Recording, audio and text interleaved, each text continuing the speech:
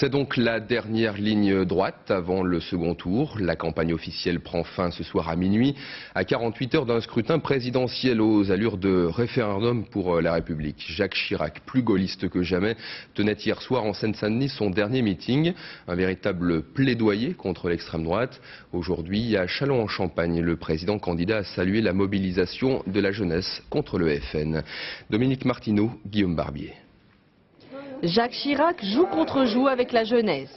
Bluffé par la mobilisation des jeunes au lendemain du premier tour, il leur consacre aujourd'hui sa dernière visite de campagne et leur tire son chapeau. Je tiens à rendre hommage, effectivement, à tous ces jeunes qui ont été, au-delà de convictions politiques, les porteurs d'une certaine idée de la France et qui ont ainsi étonné ou montrer, en tous les cas aux Français mais aussi au monde, que la France de toujours était toujours là. Un échange à bâton rompu plus décontracté qu'à l'ordinaire, où les questions fusent sans toujours prendre le candidat dans le sens du poil, notamment lorsqu'on lui demande s'il a favorisé le parrainage des signatures pour Jean-Marie Le Pen. Négation courroucée de Jacques Chirac, qui hier à Villepinte a condamné avec violence les idées extrémistes du Front National, qui salissent, dit-il, l'honneur de la France. Aux heures sombres, les dirigeants de l'extrême droite ont trahi le peuple français. Ont trahi le peuple français en s'alliant aux forces du mal et aux ennemis de la patrie. Au jour de danger pour la République, ils appelaient à abattre le général de Gaulle.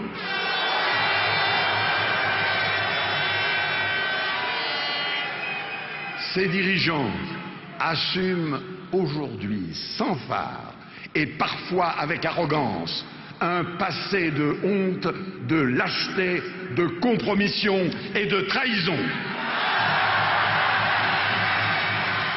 L'histoire les a définitivement disqualifiés pour parler au nom de la France.